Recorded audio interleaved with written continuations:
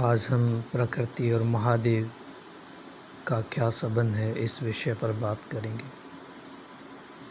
जब हम प्रकृति को निहारते हैं, पहाड़, नदियाँ, पेड़, हवा, तो लगता है मानो हर जगह कोई दिव्यता बसी है। और वहीं दिव्यता है महादेव, जो प्रकृति के प्रत्येक कण कण में विद्यमान है। दोस्तों, शिव केवल कैलाश पर ही नहीं बल्कि सृष्टि की हर कण में विद्यमान है। जब हम कहते हैं महादेव, तो हम सृजन और विनाश दोनों के ही प्रतीक की बात करते हैं। प्रकृति भी यही करती है। वो सृजन करती है, वो पोषण करती है और अंत में विनाश करती है। आग, जल, वायु, पृथ्वी, आकाश, ये 5 तत्व ही सृष्टि की नींव है। यही सृजन करते हैं और यही विनाश करते हैं।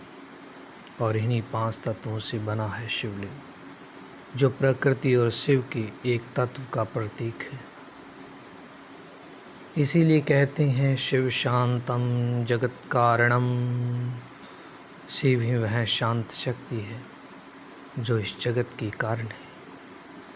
जिस जगत का अस्तित्व है वो शिव के कारण ही है, क्योंकि प्रकृति के कण कण में शिव विद्यमान है। महादेव का निवास केवल कैलाश पर्वत पर ही नहीं है, वो प्रकृति के कण कण में मौजूद है। महादेव का निवास कैलाश पर्वत पर स्वयं प्रकृति की महानता का प्रतीक है। बर्फ से ढका, स्थिर और शांत, ठीक वैसे ही जैसे महादेव का स्वभाव है। दोस्तों, कैलाश दिखाता है कि स्थिरता ही शक्ति है। पहाड़ की तरह हमें भी जीवन में स्थिर रहना चाहिए, चाहे परिस्थितियाँ कैसी भी हों। हमें अपना आत्मविश्वास नहीं खोना चाहिए, हमेशा शांत रहना चाहिए और उचित समय का इंतज़ार करना चाहिए।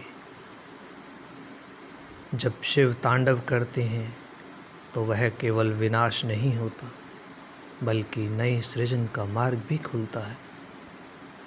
इसी तरह प्रकृति भी जब तूफान लाती है, आग लगाती है या वर्षा करती है, तो वह केवल नाश नहीं करती, वह नई ऊर्जा, नई शुरुआत का अवसर भी देती है। इसीलिए तांडव हो या तूफान, दोनों का अर्थ है पुनर्जन्म। शिव ही हमें सिखाते हैं कि प्रकृति से जुड़ना ही सच्ची शक्ति है। जब हम पेड़ लगाते हैं, नदी की रक्षा करते हैं या किसी जीव को बचाते हैं, तब हम केवल प्रकृति की सेवा नहीं कर रहे, हम उस दिव्य और महान महादेव की आराधना कर रहे हैं। इसीलिए प्रकृति की हर कण को ईश्वरीय समझो। प्रकृति को नुकसान मत पहुंचाओ, क्योंकि प्रकृति जो देती है फिर वो वापस भी तो लेती है।